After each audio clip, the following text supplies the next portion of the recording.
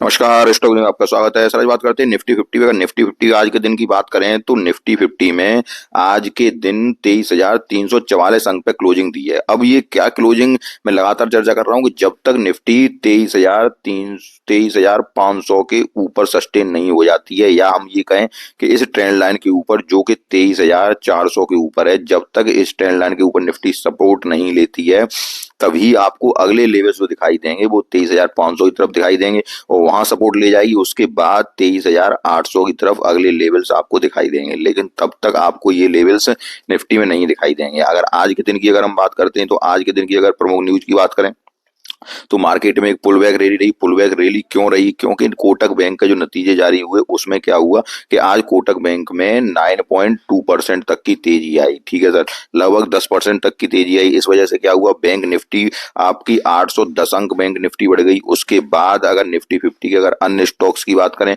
तो जिसमें चाहे आप विप्रो ले लीजिए, विप्रो के स्टॉक्स में भी तेजी रही। विप्रो के बाद बजाज फिंसर्व स्टॉक में भी तेजी रही, बजाज के स्टॉक्स में भी तेजी रही। ये तो निफ्टी 50, निफ्टी को इन स्टॉक्स ने आज के दिन जबरदस्त उठा दिया, इस वजह से निफ्टी में जबरदस्त तेजी रही।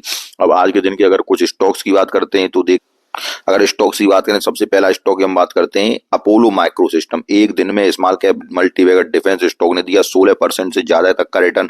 अब ये स्टॉक की अगर बात करें तो स्टॉक है अपोलो माइक्रो सिस्टम। ठीक है सर, अपोलो माइक्रो सिस्टम। अगर अपोलो माइक्रो सिस्टम की बात करें तो इस स्टॉक को मैं आपको, जब मैंने अभी कुछ दिन पहले कुछ एक ऐसे फंडामेंटल स्टॉक्स के वीडियो दिए थे जिसमें मैंने बताया था कि इन स्टॉक्स को आपको अपने पोर्टफोलियो में शामिल करना है, तो उसमें एक अपोलो माइक्रो सिस्टम का भी नाम था। इस माइक्रो सिस्टम की बात करें तो आज के दिन हम बात करते हैं तो जो 16% तक की तेजी आई, उसका कारण ये है कि दिसंबर के माह में ही इस कंपनी को लगभग कितने ऑर्डर मिल चुके हैं। दिसंबर की माह में इस कंपनी को एक तो बीईएल से, और वो जो ऑर्डर मिले हैं, लगभग ऑर्डर मिले हैं कंपनी 21.42 करोड़ के ऑर्डर मिले बीईएल से। उसके बाद अगर हम बात करें दिसंबर में इस कंपनी को आपको डीआरडीओ से भी ऑर्डर मिल गए, डीआरडीओ से कंपनी को ऑर्डर मिले और उन ऑर्डरों की कीमत भी 6.14 करोड़ थी। ठीक है सर, उसके बाद अगर अन्य ऑर्डर्स की बात करें तो नवंबर के दिन भी 22 नवंबर को भी इस कंपनी को ऑर्डर मिले थे और उन ऑर्डरों की कीमत भी लगभग 4.65 करोड़ के रुपए के समथिंग थी। तो कंपनी को जबरदस्त ऑर्डर मिल रहे हैं, लगातार ऑर्डर मिल रहे हैं, और कंपनी एक डिफेंस में काम कर रही है जो कि एक माइक्रो, एक छोटी कंपनी है। और उस अगर कंपनी को देखते हैं, थोड़ा हम चार्ट पे चलते हैं कि अगर आपके पास ये स्टॉक नहीं है तो अब स्टॉक में क्या करना चाहिए। अगर अपोलो माइक्रो सिस्टम की बात करें तो ये मैंने ट्रेंड लाइन खींची है और इस ट्रेंड लाइन के ऊपर स्टॉक लगातार सस्टेन बना हुआ है। ठीक है सर, स्टॉक लगातार सस्टेन कर रहा है और आज के दिन स्टॉक 151 और लगभग 155 रुपए तक भी गया।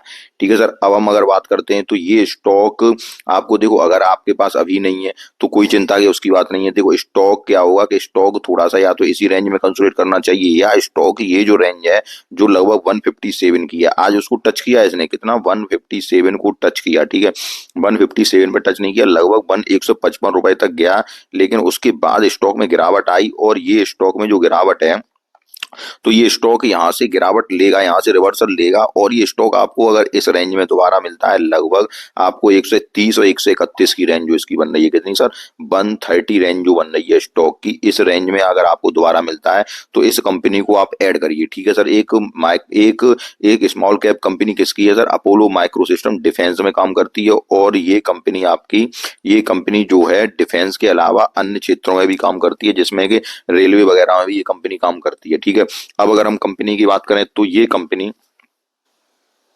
इंफ्रास्ट्रक्चर, परिवहन, रेलवे में अपनी सेवाएं देती है। अब अगर कंपनी को बात करें तो देखो इस प्राइस पे जो 130 रुपए की प्राइस पे, इस प्राइस पे अगर आती है तो आप धीरे धीरे ऐड करते रहो, लेकिन कितना ऐड करना है, एक स्मॉल कैप कंपनी है तो इसी के साथ ही हमें उतना ही अमाउंट लगाना है, ये बात आपको याद रखनी है।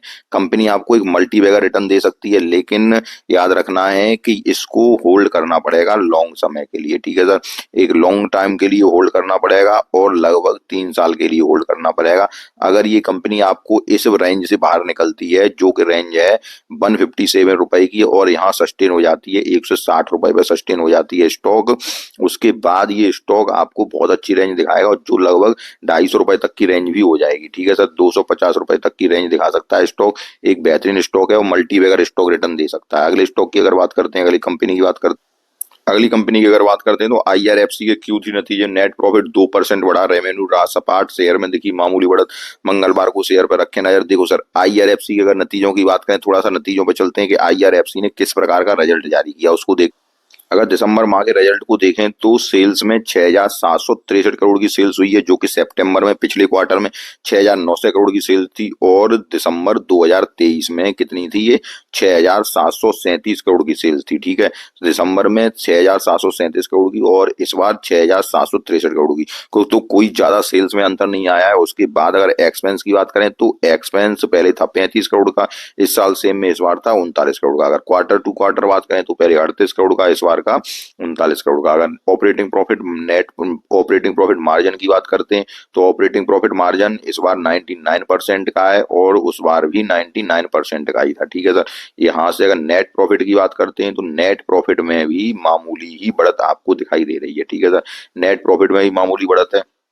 उसके बाद स्टॉक में, अब देखते हैं स्टॉक में इस जो रिजल्ट आया है इसका क्या प्रभाव पड़ेगा। अगर स्टॉक की तरफ, रिजल्ट की तरफ, स्टॉक की चार्ट की तरफ चलते हैं कंपनी के, तो वहां देखते हैं। अगर चार्ट पे देखें तो चार्ट स्टॉक का, ये कंपनी का चार्ट की अगर बात करें तो ये एक रेंज में ही घूम रहा है, और ये जो रेंज है वो आपकी यही रेंज लगभग 126 रुपए की, ये जो रेंज चल रही है 126 रुपए की। ठीक है सर, यहाँ से 126 का सपोर्ट लेके स्टॉक आज किस प्राइस पे चल रहा है, 146 रुपए की प्राइस पे चल रहा है। अब कल के दिन देखते हैं तो ये स्टॉक अगर यहाँ से गिरावट भी होती है तो गिरावट में इसका जो सपोर्ट है लेवल यहीं पे मिलना चाहिए, 126 रुपए पे। अब देखिए, अगर मैं रेलवे स्टॉक्स की बात करूं तो एक आईआरएफसी हुआ। ठीक है सर, आईआरएफसी स्टॉक, उसके बाद आरबीएनएल स्टॉक। ठीक है सर, उसके बाद अगर हम बात करें तो जेडब्ल्यूएल स्टॉक्स। लेकिन अगर मैं प्रमुखता से बात करूं तो मैं आपको रेलवे के इंफ्रास्ट्रक्चर से जुड़े स्टॉक्स की सलाह दूंगा खरीदने के लिए। ठीक है सर, रेलवे के जो इंफ्रास्ट्रक्चर के स्टॉक्स हैं, जिसमें कि चाहे आप आरबीएनएल ले लीजिए, चाहे आप ले लीजिए जुपिटर वेगन ले लीजिए, उसके बाद आप चाहे ले लीजिए कौन सा सर, टीटागढ़ ले लीजिए। ठीक है सर, ये स्टॉक्स क्या होगा, देखो जब रेलवे को ठेके मिलेंगे या रेलवे में काम होगा तो किस पे काम होगा, रेलवे इंफ्रास्ट्रक्चर पे काम होगा। जब रेलवे इंफ्रास्ट्रक्चर पे काम होगा तो फिर एक तो रेलवे इंफ्रास्ट्रक्चर जब बढ़ेगा तो उस पर इंफ्रास्ट्रक्चर कौन चलेगा, डिब्बे चलेंगे। इसलिए जुपिटर वेगन और टीटागढ़ रेलवे, और आपका दूसरा जो है वो है आपका आरवीएनएल। ठीक है सर, ये स्टॉक प्रमुखता से अपने पोर्टफोलियो में शामिल करिए। ठीक है सर, एक बेहतरीन स्टॉक आपको बेहतरीन रिजल्ट दे सकते हैं। अगर अगर आपके पास आईआरएफसी है तो स्टेबल बनी रहिए, कोई इसमें दिक्कत या चिंता की बात नहीं है, क्योंकि रिजल्ट लगा फ्लैट ही आया है। अगली अगर कंपनी की बात करते हैं या स्टॉक की बात करते हैं तो जोमेटो को देखते हैं। अब अगर जोमेटो की बात करें तो जोमेटो का प्रॉफिट आफ्टर टैक्स कितना बढ़ गया, 57% से घट गया है। ठीक है, 57% से घट गया, और 59 करोड़ रेवेन्यू, कितना घटकर 59 करोड़ रेवेन्यू। ठीक है, उसके बाद रेवेन्यू 64% बढ़ गया। ठीक है, कितना, 57% घटकर 59 करोड़ रह गया। रेवेन्यू कितना बढ़ा, 64% बढ़ा, और रेवेन्यू बढ़कर कितना, 5405 करोड़ का रेवेन्यू दर्ज हुआ। ठीक है, कंपनी थोड़ा रिजल्ट की तरफ चलते हैं, उसके बाद चार्ट पे भी चलेंगे कंपनी के। अगर रिजल्ट पे हम लोग आए तो सेल्स देखें, सेल्स इस बार कितनी बढ़ गई, सेल्स हो गई 5405 करोड़ की। उसके पहले सेल्स दिसंबर 2023 में कितनी थी सर, दिसंबर के 2023 में जो सेल्स थी वो सेल्स थी आपकी 3288 करोड़ की। ठीक है सर, 3288 करोड़ की सेल्स ये थी, और ये सेल्स 5405 करोड़ की हुई। उसके बाद अगर एक्सपेंस देखा जाए तो एक्सपेंस 3237 करोड़ का एक्सपेंस था, और इस बार एक्सपेंस कितना हुआ, 5243 करोड़ का एक्सपेंस हुआ। ठीक है, उससे क्या हुआ, उससे अब देखते हैं अगर ऑपरेटिंग प्रॉफिट की बात करें तो ऑपरेटिंग प्रॉफिट आपका कितना हुआ, 162 करोड़ का ऑपरेटिंग प्रॉफिट हुआ। उससे पहले 51 करोड़ का ऑपरेटिंग प्रॉफिट था। ठीक है, उसके बाद अगर नेट प्रॉफिट की बात करते हैं तो नेट प्रॉफिट इस बार केवल 59 करोड़ का नेट प्रॉफिट है।